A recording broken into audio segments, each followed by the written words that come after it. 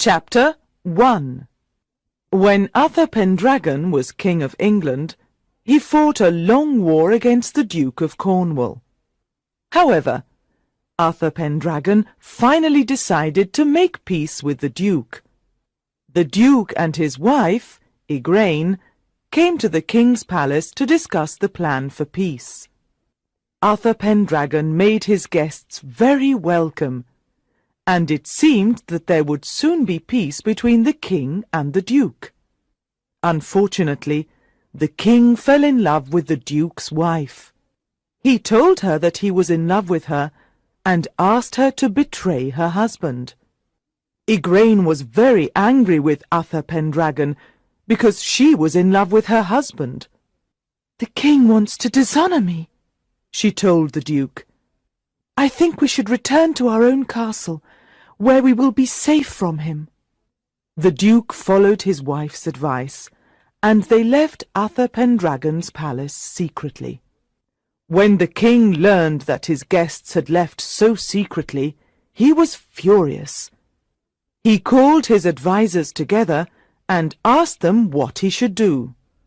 "Send a message to the Duke of Cornwall and order him to come back," one of the advisers suggested. "If he refuses, you must take an army and attack him." Arthur Pendragon did as his advisers suggested, and sent a message to the Duke ordering him to return at once.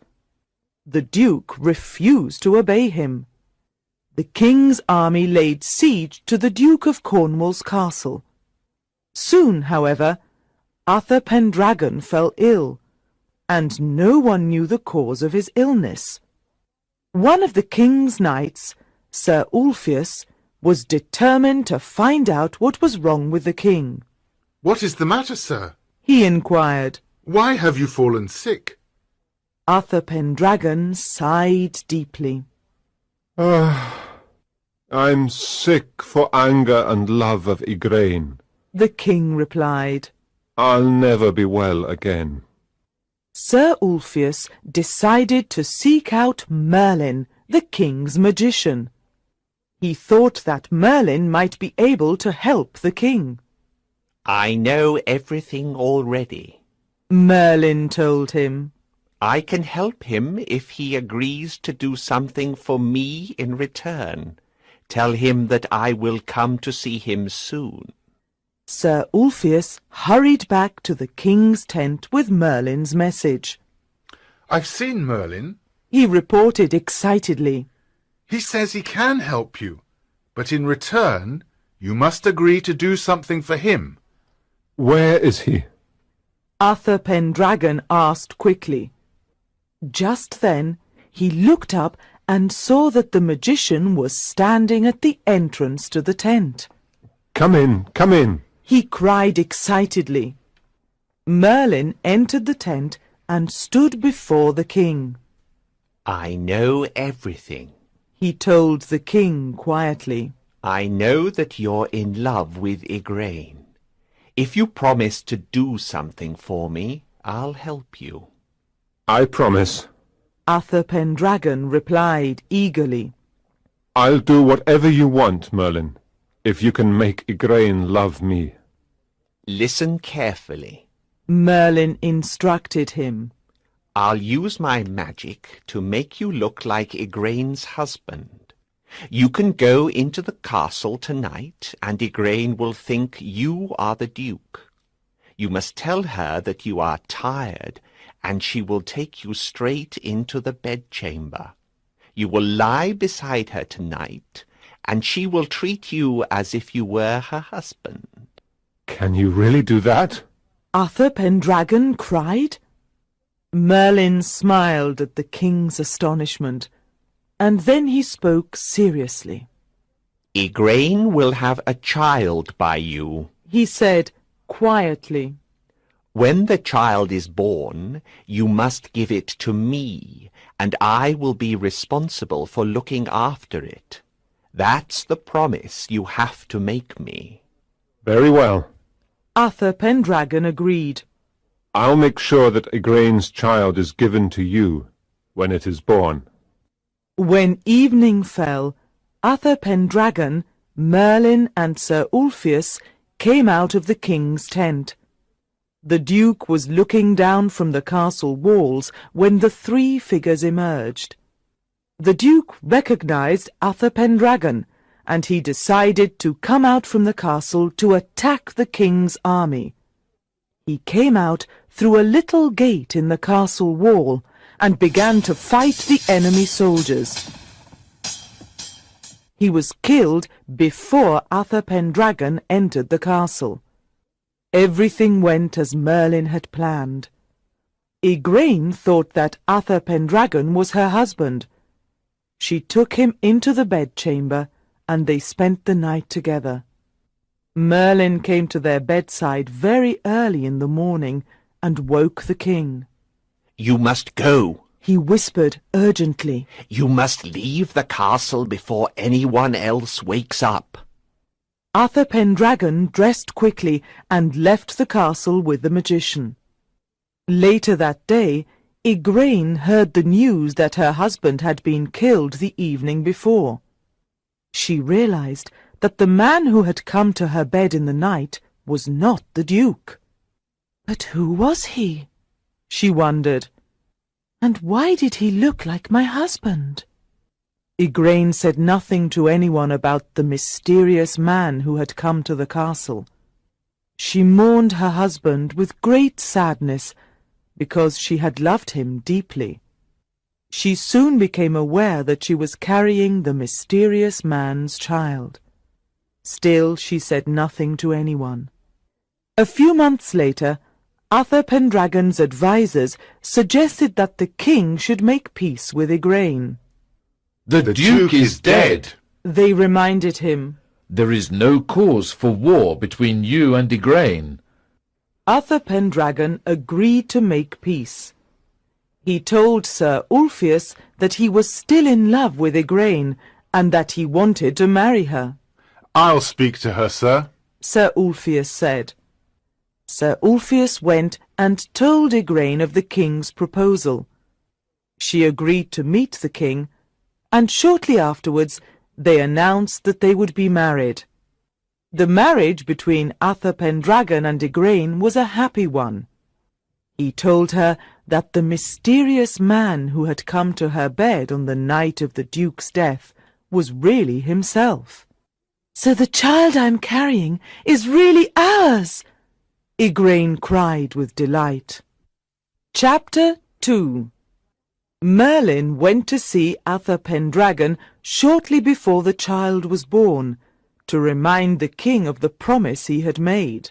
"You must give the child to Sir Ector," Merlin told him. The king did as he had promised, and Igraine's child was given to Sir Ector. There was now a war in England between Uther Pendragon and his enemies. Many knights on both sides were killed, and the kingdom was unhappy. Merlin supported the king and helped him in his battles, and eventually the kingdom was united again. However, Uther Pendragon fell ill and died. The knights began to fight among themselves over who should be the next king. Merlin had a plan to restore order. He went to see the Archbishop of Canterbury. "You must order the knights to come to London at Christmas," he told the Archbishop. "Tell them that there will be a miracle in London that will show them who is to be the next king." The Archbishop followed Merlin's advice, and all the knights made their way to London just before Christmas. They all went into the great church of the city for the Christmas service, and they prayed for the peace of the kingdom.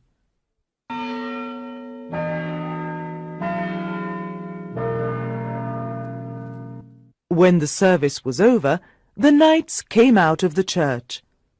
As they walked through the churchyard, they saw a strange sight. There was a huge block of stone standing in the middle of the churchyard. A large sword was stuck into the top of the stone. The knights stepped forward to look. One of them read some words that were carved into the stone in letters of gold. Whoever pulls this sword out of the stone shall be the next King of England. Several knights tried to pull the sword out of the stone. The great crowd in the churchyard grew increasingly excited as each knight tried his best, but no one was successful. The Archbishop watched the knights' efforts, and then he addressed the crowd. The knight who can pull the sword out of the stone is not here, he said. We must be patient. He will surely come. The knights agreed that they would wait for the right man to come. In the meantime, they said that they would organize a great jousting match for New Year's Day. Sir Ector heard about the New Year's Day joust and decided to take his son, Sir Kay, and the young Arthur to London. They rode up together and stayed overnight in the city. When they set out in the morning for the joust, Sir Kay forgot to take his sword with him. Go back to the house, he ordered Arthur, and bring my sword to me.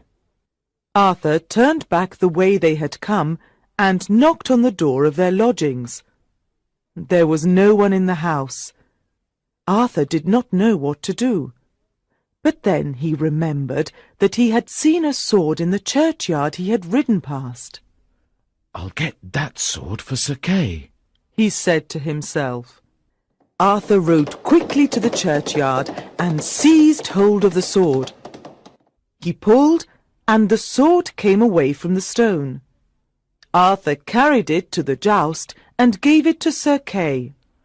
I couldn't enter the house, he explained, but I found this sword for you. Sir Kay looked closely at the fine sword that Arthur had given him. He had heard about the sword in the stone, and he realized that this was it. He did not say anything to Arthur, but rode to his father as quickly as he could.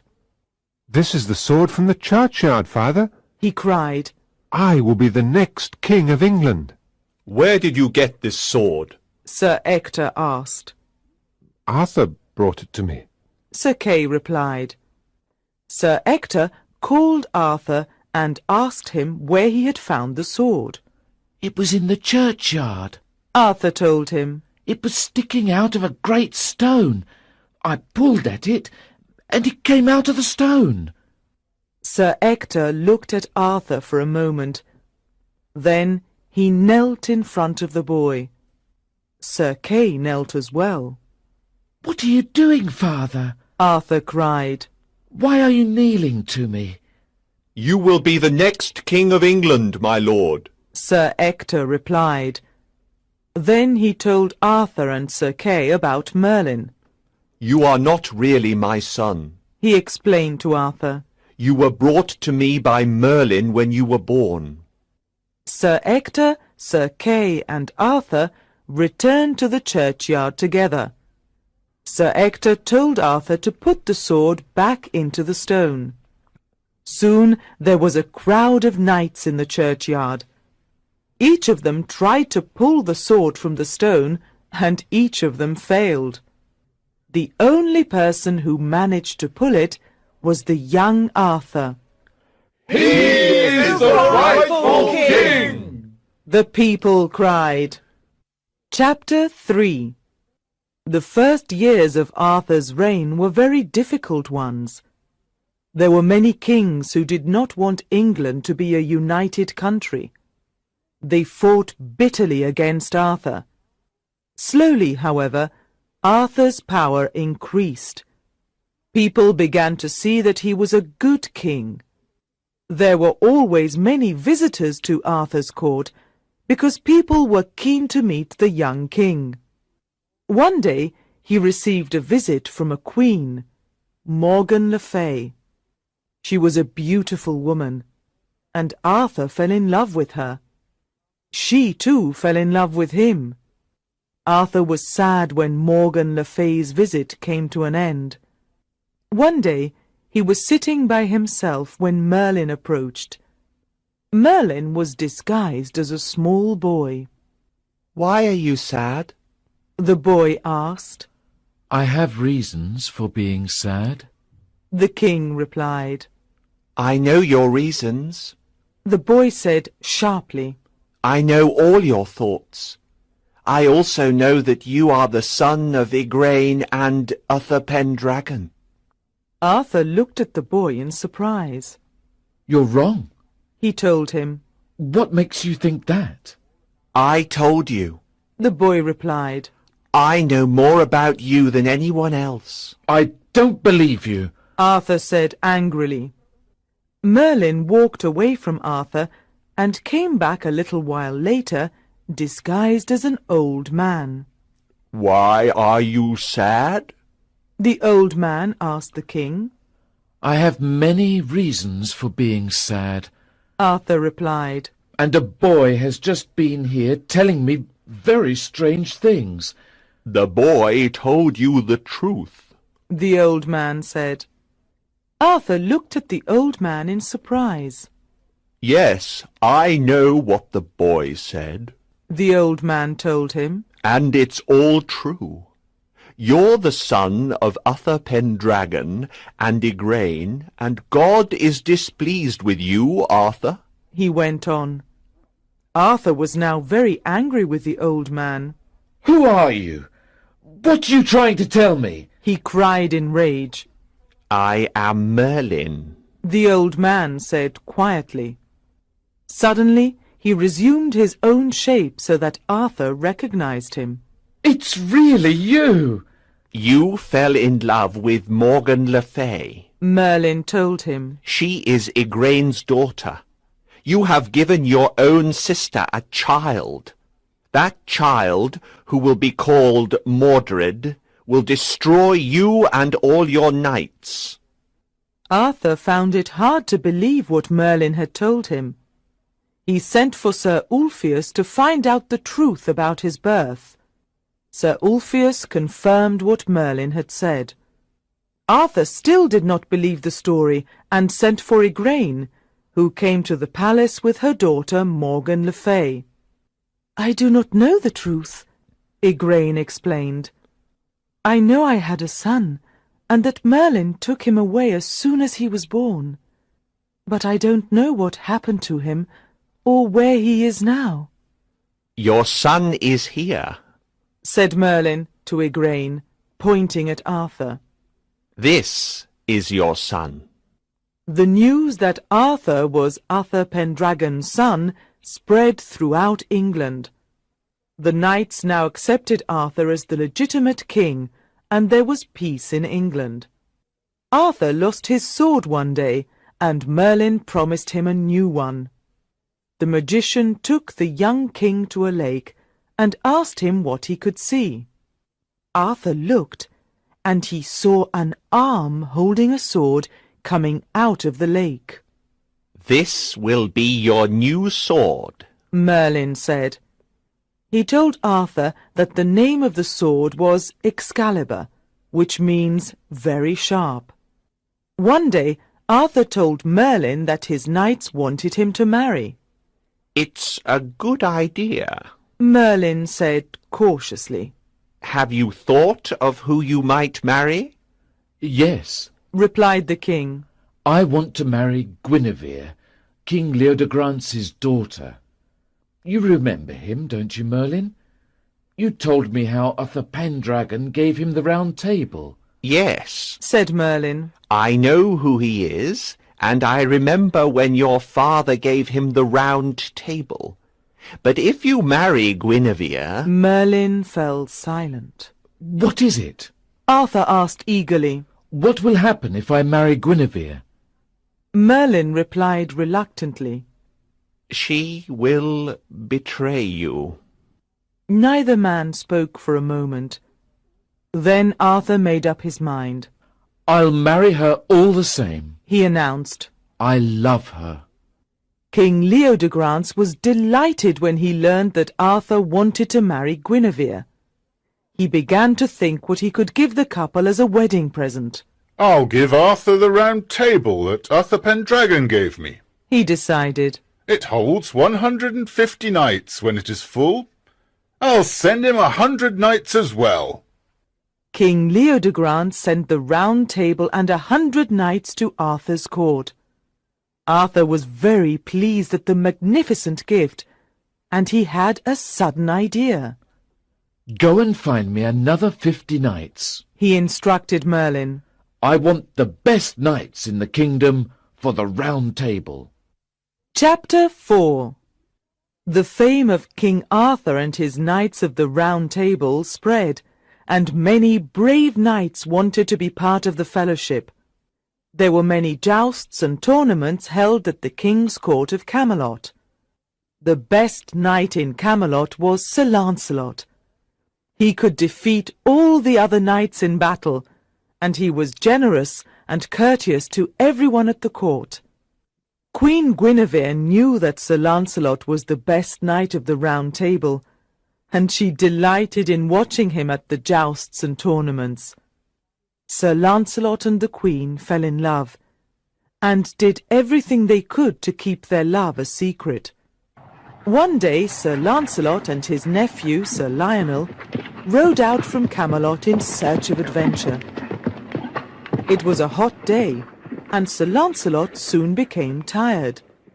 He dismounted from his horse and lay under a tree to sleep. Sir Lionel remained awake, and soon he saw 3 knights riding towards him.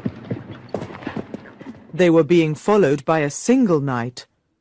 Sir Lionel watched as this knight attacked each of the 3 knights. He threw them to the ground without difficulty. Then he tied the knights to the back of his own horse and led them away. Sir Lionel rode after the victorious knight. He called out to him, and the knight turned towards him. The mysterious knight immediately knocked Sir Lionel off his horse and tied him up, just as he had done with the other 3 knights. Then he led Sir Lionel and the other 3 knights away. Sir Lancelot's brother was called Sir Ector de Maris. When Sir Ector realized that Sir Lancelot had left Camelot in search of adventure, he decided to follow him. He rode the same way through the forest that Sir Lancelot and Sir Lionel had gone. Then he found himself outside a castle. Nearby he could see a tree from which many shields were hanging. Sir Ector recognized many of them. They belonged to Knights of the Round Table. Suddenly he saw Sir Lionel's shield, and he understood that Sir Lionel was a prisoner in the castle. Just then the knight of the castle, who was called Sir Turquine, appeared. He challenged Sir Ector to a joust, and the 2 knights fought against each other. Sir Turquine was the victor, and he brought Sir Ector into the castle as his prisoner. He put him into the castle dungeon, where he had also put the other knights. Sir Ector was very unhappy when he saw that Sir Lionel was a prisoner. Where is Sir Lancelot? He asked. I left him sleeping under a tree when I set off for this adventure, Sir Lionel told him. Meanwhile, Sir Lancelot was still asleep under the tree when 4 queens came riding by. One of the queens was Morgan le Fay, King Arthur's sister. When the 4 queens saw the sleeping knight, they began to quarrel among themselves over who should take the knight as her lover. "Let's not argue," Morgan le Fay said. "I'll put a spell on him that will make him sleep for a while longer. We'll carry him to my castle. Then, when he wakes up, we'll make him choose which of us shall be his love." When Sir Lancelot woke up, he found himself in a castle. He looked up in surprise and saw the 4 queens. "We know that you are the best knight in the world," one of the queens told him. "We know that you are Sir Lancelot, and that you're in love with Queen Guinevere. You will never see the Queen again, because you must now choose which of us you will love." If you do not choose one of us, you'll die here in this castle, I would rather die here than live with dishonour. replied Sir Lancelot. You refuse us, then? asked another of the queens. Sir Lancelot nodded his head. The queens glared angrily at him and walked out of the room. That evening, a young girl came into the room where Sir Lancelot was a prisoner. She brought him food and drink. My father is King Bagdemagus, she told him. He is organizing a tournament against the King of North Gallis. If you promise to be on his side in the tournament, I will set you free. I know King Bagdemagus, Sir Lancelot replied. He is a noble king, and I'll help him if I can. The girl went to see Sir Lancelot very early the next morning. She led him out of the prison and showed him where she had hidden his horse and armour. Sir Lancelot thanked her and hurriedly put his armour on. King Bagdemagus was very pleased when Sir Lancelot told him what his daughter had done, and how he had promised to fight on the king's side at the tournament. King Northgalis and his knights arrived on the day of the tournament. They had beaten King Bagdemagus in the previous tournament, and they were confident of another victory. The opposing knights charged each other, making a great noise. Sir Lancelot knocked down King Northgalis and another 16 knights. No one could stand against him that day, and the victory was soon given to King Bagdemagus. Sir Lancelot then set off to look for Sir Lionel. He rode through the forest, where by chance he came upon a girl. She stopped him and told him that nearby there lived a knight that no one had ever defeated in a joust. His name is Sir Turquine, she told him. That's him. She pointed out a figure some way away from Sir Lancelot. In the distance, Sir Lancelot saw a knight who was driving a horse in front of him. Sir Lancelot could see that there was a wounded knight lying on the horse's back. He recognized the wounded knight as Sir Gaheris, one of the knights of the Round Table.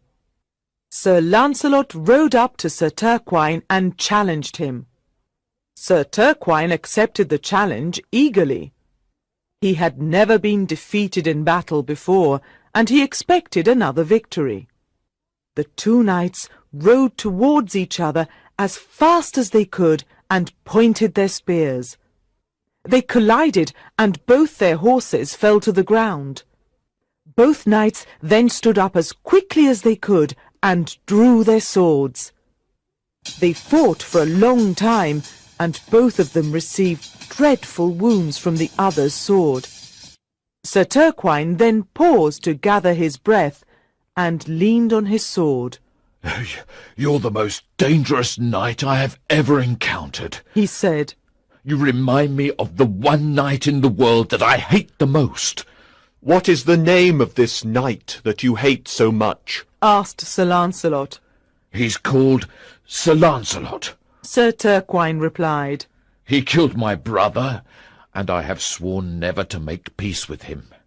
It is because I hate Sir Lancelot that I have taken so many knights of the Round Table as prisoners.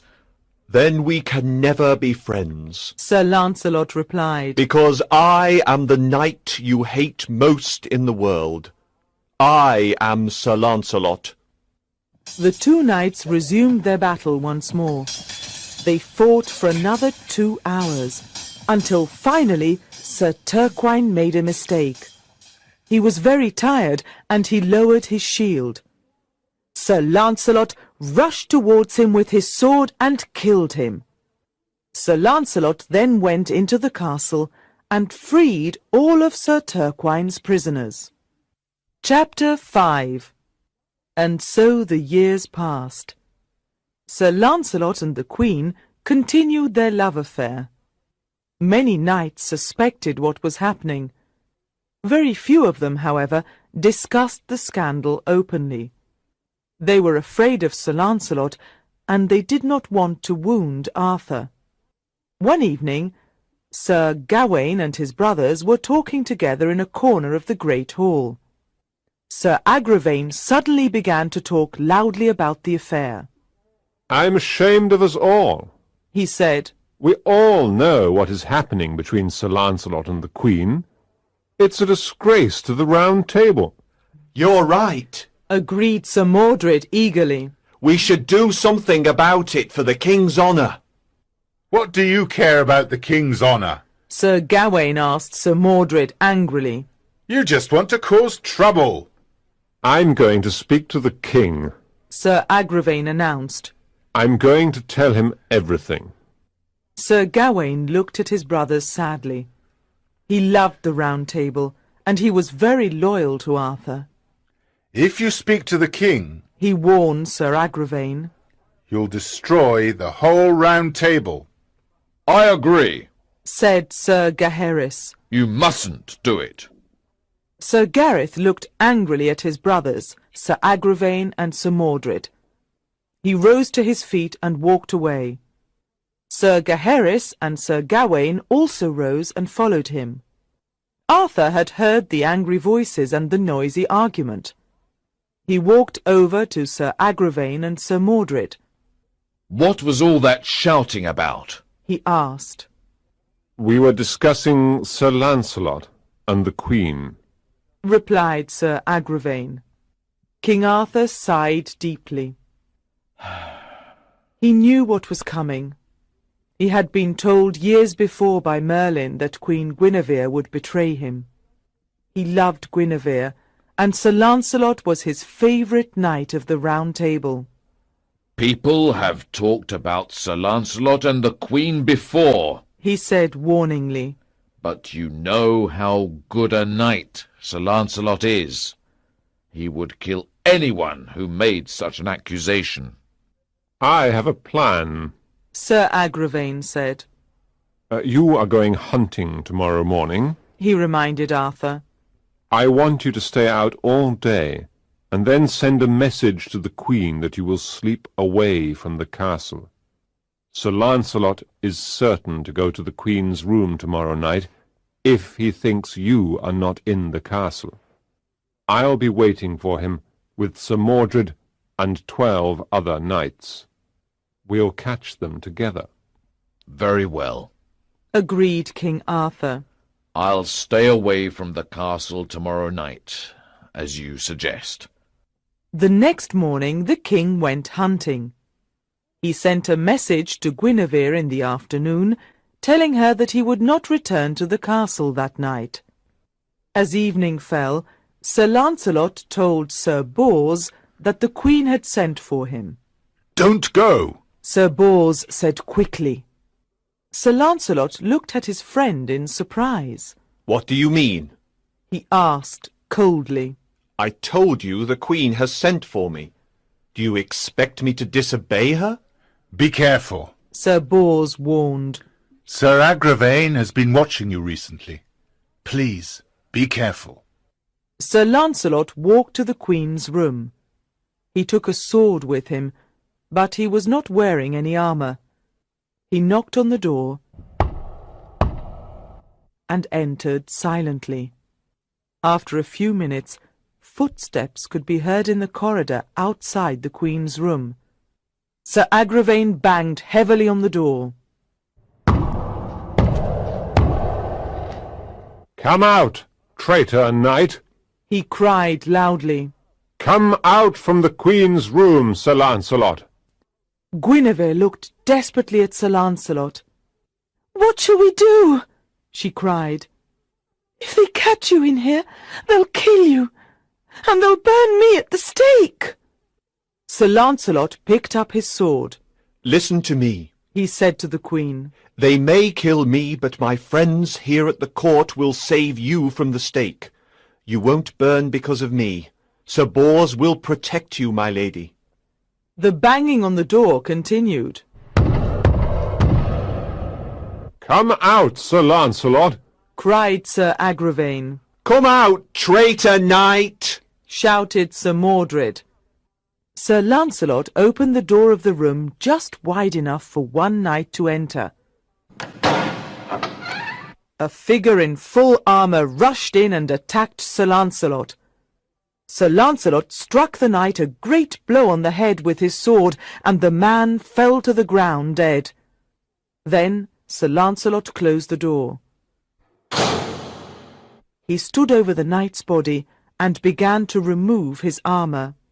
"Help me," he whispered to the Queen. She came to his side and helped him to put on the heavy armour. Sir Lancelot strode to the door and flung it wide open.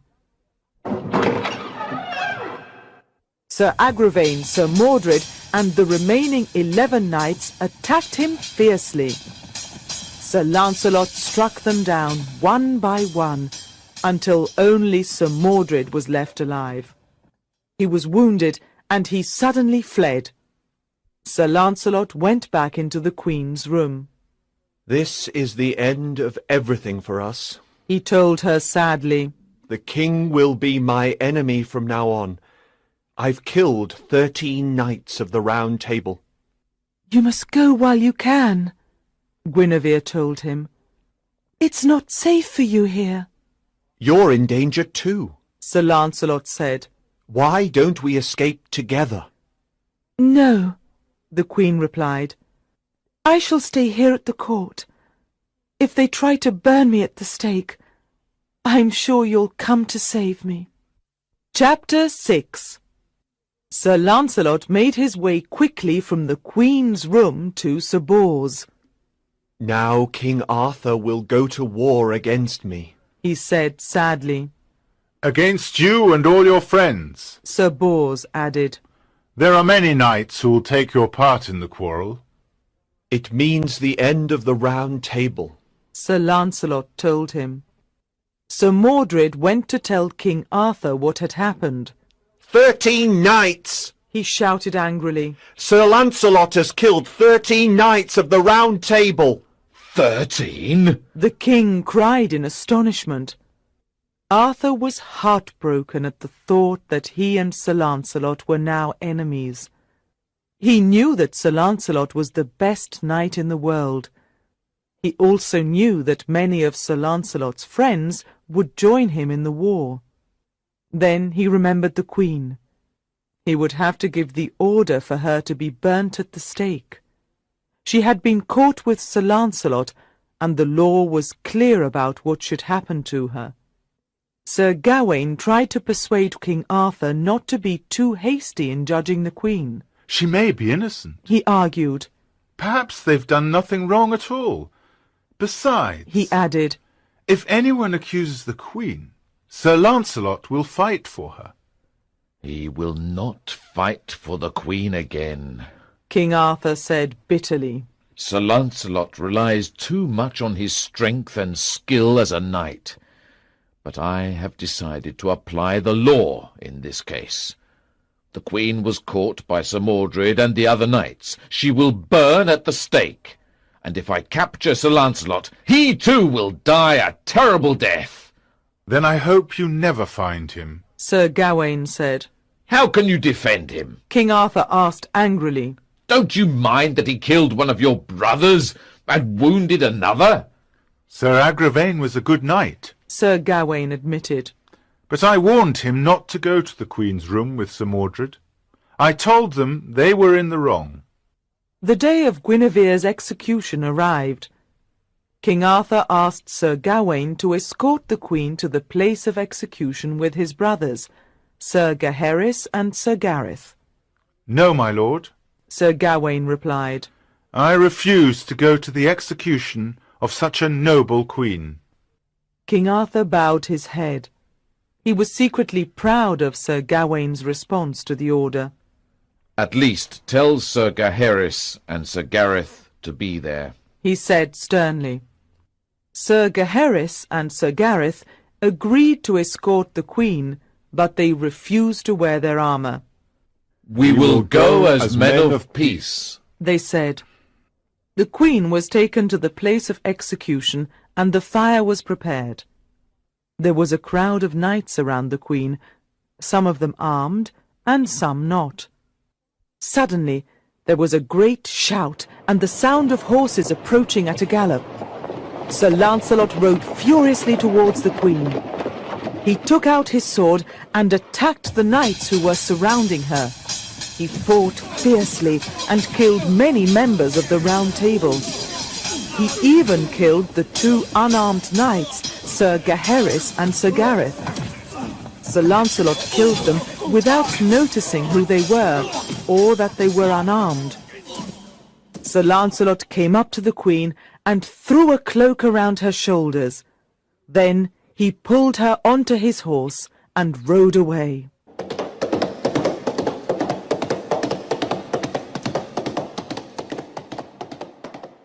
Chapter 7. Queen Guinevere and Sir Lancelot went to his castle, Joyous Gard. Many knights of the Round Table joined them. They admired Sir Lancelot, and they felt that he had been right to rescue the Queen. When King Arthur heard that Guinevere had been rescued, and that many of his knights had been killed by Sir Lancelot, he did not know what to feel. Part of him was glad that Guinevere had been saved from the fire, and he was proud that Sir Lancelot had saved her. However, he was appalled that Lancelot had killed the two unarmed knights, Sir Gaheris and Sir Gareth. I don't know why Sir Lancelot killed them, he told his knights. They refused to wear their armour because they wanted to show the world that they had no quarrel against him. Sir Lancelot killed them by mistake, explained one of the knights who had seen Guinevere's rescue. There were many people around the Queen when Sir Lancelot came to rescue her. Some of them were armed and others were not. Sir Lancelot just took out his sword and attacked everyone. He didn't mean to kill Sir Gaheris and Sir Gareth. He didn't see them in the crowd. You may be right, the king agreed. But we will now have a terrible war. The Round Table will be completely destroyed. Meanwhile, Sir Gawain had also heard the news that the Queen had been rescued. Sir Lancelot has done well, he told the knight who brought the news. He was right to rescue the Queen from a shameful death at the fire. There is more news, sir, the knight told him. It is about your two brothers, Sir Gaheris and Sir Gareth. What news? Sir Gawain asked eagerly. Why are they not here to tell me themselves? They are dead, sir, the knight explained. Sir Lancelot killed them both when he rescued the Queen. Impossible! cried Sir Gawain. I can't believe that Sir Lancelot would kill my two brothers. They were friends of his, and they were not wearing armour. It is true all the same, the knight repeated. Sir Lancelot killed them both. Sir Gawain went to see King Arthur. I promise you, Sir Gawain told the king, that I shall never rest until I have found Sir Lancelot and fought against him. It must be a fight to the death. Him or me. King Arthur now summoned all the remaining knights of the Round Table, and led a great army to Sir Lancelot's castle. They besieged the castle, and King Arthur challenged Sir Lancelot and his knights to come out and fight. Sir Lancelot! shouted the king. You are my enemy, and either you or I must die. You have taken my queen, and you have killed some of the best knights of the Round Table. You're a traitor! Sir Lancelot leaned over the castle walls to reply to the king. My noble lord and king, he cried, you may say what you like to me, but I shall never fight against you. It is true that I have taken the queen, but I saved her from a shameful death. It is also true that I killed some of the knights of the Round Table, but I did that to save the queen's life. You betrayed me for years with the queen. Arthur accused him. I gave you friendship and made you the most famous knight in the world. Yet you betrayed me. I'll never forgive you. The queen is innocent, Sir Lancelot replied. I will fight any knight who accuses her, except for you and Sir Gawain.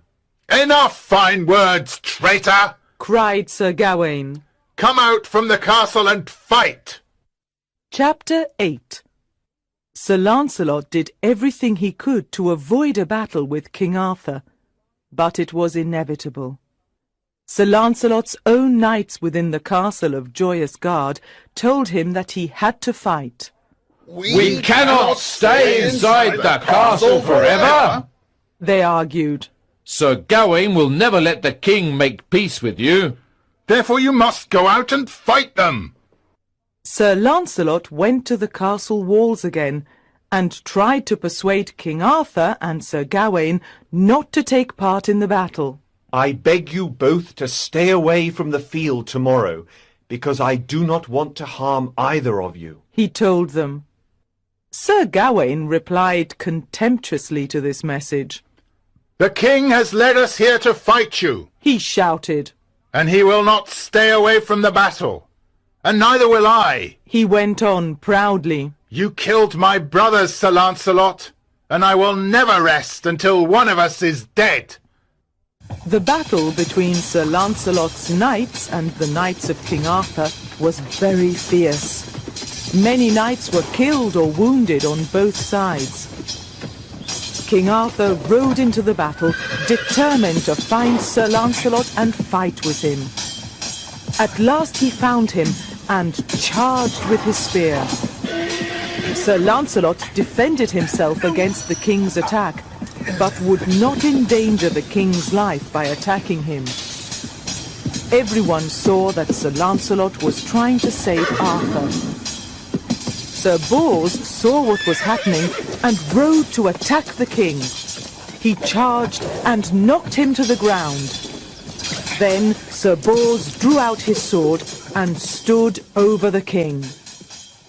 Shall I finish this war now? He called to Sir Lancelot. No! Cried Sir Lancelot. Don't kill the king! Sir Lancelot jumped off his horse and handed the reins to King Arthur. Ride away, my lord, He said to him. You could never win if I used all my strength against you, and I'll never do that. King Arthur rode away from the battle as Sir Lancelot had advised him. He wept to think of Sir Lancelot's kindness towards him. In his heart, he wanted to make peace with both the Queen and his friend, but he was ashamed to do so. The next day, there was another battle. This time, Sir Gawain attacked Sir Bors. Both knights fell from their horses and began to fight with their swords. Sir Gawain wounded Sir Bors very badly, and it seemed that he might kill him. Sir Lancelot saved Sir Bors, but he did not attack Sir Gawain. Sir Lancelot's knights began to be angry with him. We came to help you and the Queen, They complained. and many of us have been injured for your sake. But you refuse to fight with your real strength. You're letting us die. The news of the war between King Arthur and Sir Lancelot travelled around the world. When the Pope heard what was happening in England, he decided to stop the killing. He sent an order to King Arthur telling him to make peace with Sir Lancelot and to take Queen Guinevere back to the court. King Arthur was pleased to receive the Pope's instructions, because now he thought it would be possible to make peace with Sir Lancelot. Sir Gawain, however, advised the king that he should take Guinevere back, but that he should not make peace with Sir Lancelot. The Bishop of Rochester told Sir Lancelot what the Pope had ordered. Sir Lancelot agreed to return the Queen immediately to Arthur's court. I never wanted to take the Queen away from King Arthur, He said. It was only my intention to save her from a dishonourable death. I am happy for her to return to the court if she is in no danger. Queen Guinevere will be in no danger, The bishop told him. Sir Lancelot and the Queen set out for Arthur's court with 100 knights. When they arrived at the court, Both of them knelt humbly in front of King Arthur. The king looked at his wife and at his friend, and could not speak for the tears that ran down his face. "My lord," said Sir Lancelot, "I have brought you back the queen, and if anyone here, except you or Sir Gawain, says that the queen has ever betrayed you in any way, I am prepared to fight for her honour." The king may make peace with you if he wishes, Sir Gawain interrupted loudly. but I shall always be your enemy, Sir Lancelot. You killed 3 of my brothers, and I will never rest until I have fought with you to the death. "I killed Sir Agravain because he said I was a traitor knight." Sir Lancelot told him. "And I killed Sir Gaheris and Sir Gareth when I was rescuing the queen from the fire. I killed them by mistake. But if the king will make peace with me, this is what I shall do to show how much I regret their deaths. I will walk barefoot from Sandwich to Carlisle as a penance. I will stop every 10 miles along the road and set up a convent where prayers will be said morning and evening for the souls of Sir Gaheris and Sir Gareth. Surely this will be better than continuing the unhappy war between us." King Arthur and his knights wept when they heard of the penance that Sir Lancelot was prepared to do for the deaths of Sir Gaheris and Sir Gareth. Sir Gawain, however, was determined to continue the war. The king may make peace with you, He repeated. but I shall never agree to it. If the king makes peace with you, I will leave his service. Sir Lancelot was very sad when he heard Sir Gawain's words, because he realized that the dreadful war between himself and King Arthur would continue.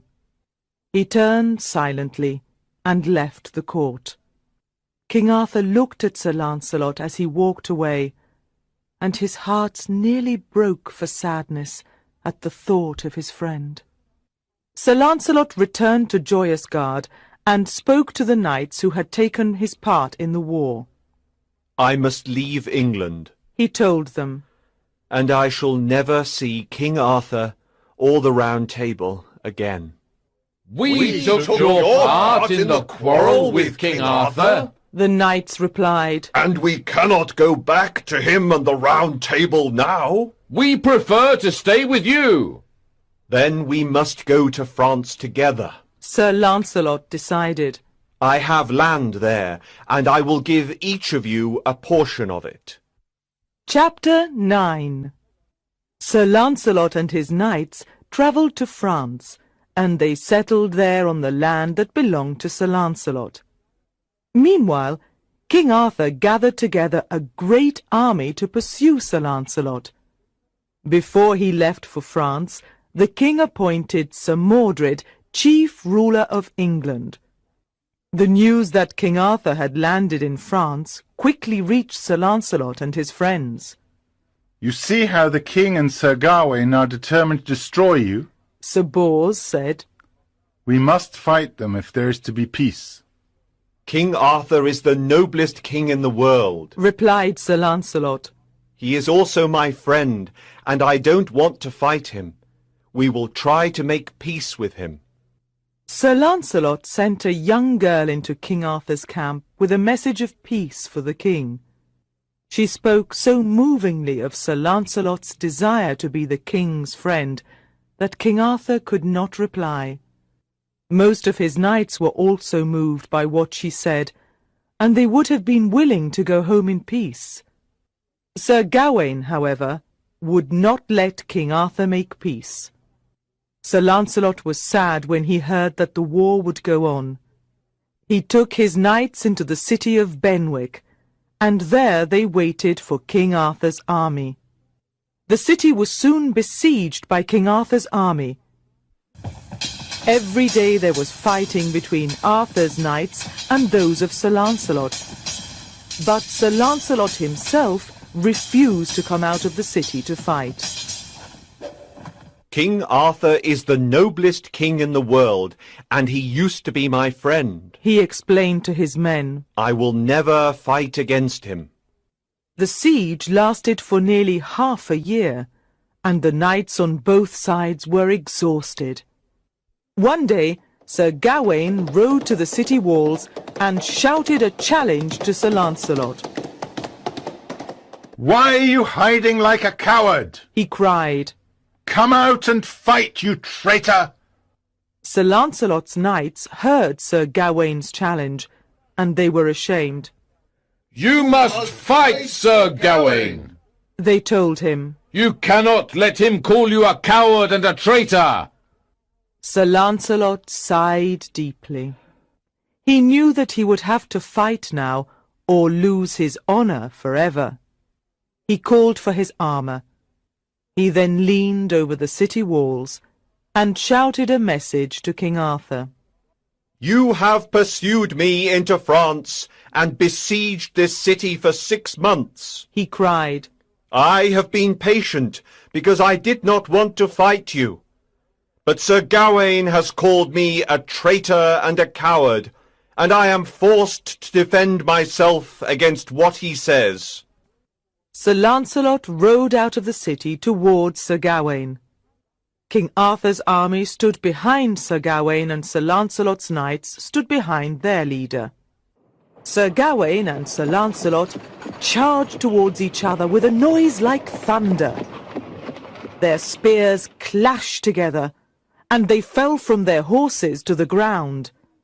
They jumped up and drew their swords to continue the fight. Soon the ground beneath their feet was covered in blood. Many years earlier, Sir Gawain had received the gift of strength from a magician. His strength increased 3 times between dawn and midday, and this was the secret of his great reputation as a knight.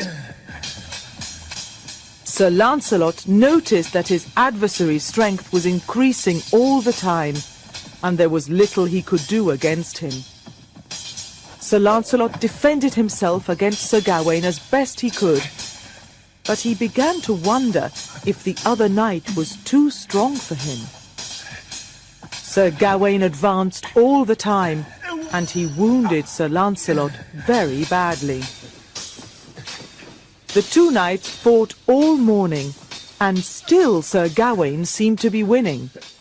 After midday, however, his strength began to decline. Sir Lancelot redoubled his efforts. He gave Sir Gawain such a blow on the head with his sword that the other knight fell to the ground. Kill me! Sir Gawain cried. Now is your chance to finish this war. I won't kill you, Sir Lancelot replied. You are a knight of the Round Table, and I won't kill you. If you don't kill me, Sir Gawain warned, I'll return and fight you once more. If you must, you must. Sir Lancelot said sadly. But I won't kill you, Sir Gawain. He walked away from the injured knight. King Arthur's knights carried Sir Gawain back to his tent and dressed his wounds. He had been badly injured, and he stayed in bed for 3 weeks to recover. As soon as he was well again, however, he rode to the city walls and issued another challenge to Sir Lancelot. Come out, you traitor, and fight! He shouted once more. Sir Lancelot prepared himself and rode out from the city towards Sir Gawain. The 2 knights charged towards each other, and Sir Gawain's horse fell to the ground. My horse has failed me, cried Sir Gawain defiantly. but my sword shall not. Sir Lancelot jumped down from his horse and drew his own sword. The 2 knights began to fight. Once again, Sir Gawain's strength increased, and he wounded Sir Lancelot terribly with his sword. This time, however, Sir Lancelot knew what to expect, and he waited patiently for Sir Gawain's strength to diminish. At last, just after midday, Sir Gawain began to weaken. Sir Lancelot now moved forward and struck a great blow with his sword on the old wound that he had made before. Sir Gawain fell to the ground groaning. "Kill me," he cried, "or this war of ours will last forever. I will come back and fight you again until one of us is dead." "If you must, you must," Sir Lancelot replied sadly. "but I will never attack you when you're on the ground." Sir Lancelot returned to the city. Chapter 10. Back in England, Sir Mordred had plans of his own to take advantage of King Arthur's long absence from the country. He announced that the king had been killed in France, and that he had thus become the new king. Sir Mordred was also determined to marry Queen Guinevere. She pretended to agree to the marriage, but secretly left the court and went to London. She took over the Tower of London and filled it with knights who were loyal to her. She then told Sir Mordred that she would never marry him. Sir Mordred was furious and began a siege of the Tower of London. When news of the events in England reached King Arthur, he hurriedly brought his army back from France. He knew that he would have to fight Sir Mordred to free the Queen and to regain his kingdom. Sir Mordred marched his army to Dover, where the king was expected to land. His knights fought a great battle to prevent King Arthur's army from landing, and many people were killed on both sides. In the end, however, Sir Mordred was forced to retreat.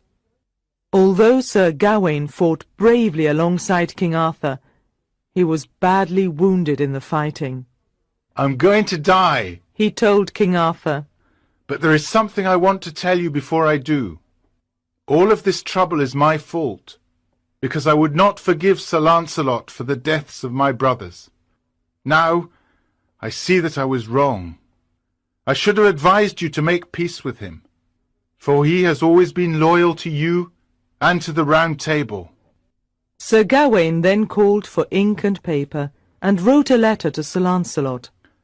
"You are the best knight in the world," he wrote, "and you have always done what you thought was right. I want the world to know that I have been at fault in the war between us. Now I am dying, and I beg you to come home to England and help the king in his struggle against Sir Mordred." Sir Gawain handed King Arthur the letter he had written. He then turned on his side and died. King Arthur sent Sir Gawain's letter to France, and then he ordered his army to pursue Sir Mordred's knights. The two armies faced each other, and everyone knew there would be a terrible battle between them to decide the fate of England. King Arthur had a dream in which he saw Sir Gawain standing in front of him. In his dream, Sir Gawain warned him not to fight the battle the next day. "If you fight tomorrow," Sir Gawain advised, "you will be killed. You must wait until Sir Lancelot arrives from France to help you." The next morning, King Arthur decided to make a treaty with Sir Mordred to avoid fighting a battle that day. He suggested that he and Sir Mordred meet in front of the two armies to discuss the details of the treaty. They would each bring a guard of 14 knights. "Watch carefully what happens," King Arthur told his knights. "If you see any knight raise his sword, you can be sure that there is treachery among Sir Mordred's knights. If this happens, you must attack his army immediately." King Arthur went out with his guard to meet Sir Mordred to discuss the peace treaty. While they were talking, a snake came out of the grass and bit one of the knights on the heel. Without thinking, the knight raised his sword to kill the snake. Both armies saw the raised sword, and each suspected the other of treachery. The commanders gave the word, and the two armies moved to the attack.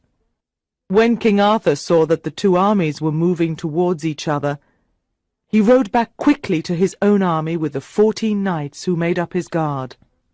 "It's too late to stop the battle now," he thought in despair. Chapter 11. The battle between the two armies lasted all day, and many knights were killed or badly wounded.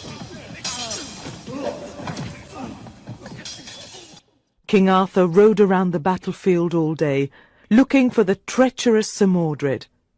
As evening fell, the king looked about and saw that there were just 2 knights standing beside him. The rest were dead or wounded. Suddenly he saw Sir Mordred a short distance from him. Sir Mordred was standing alone, because all of his army had been destroyed. Give me my spear. The king ordered the knights who were standing beside him.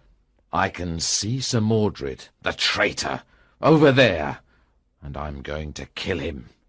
Remember what Sir Gawain told you in your dream, sir. One of the knights reminded him. He told you that you would die if you fought against Sir Mordred today. Please come away from the battlefield. You can fight him another day. But King Arthur was too angry to listen. I don't care whether I live or die, He said.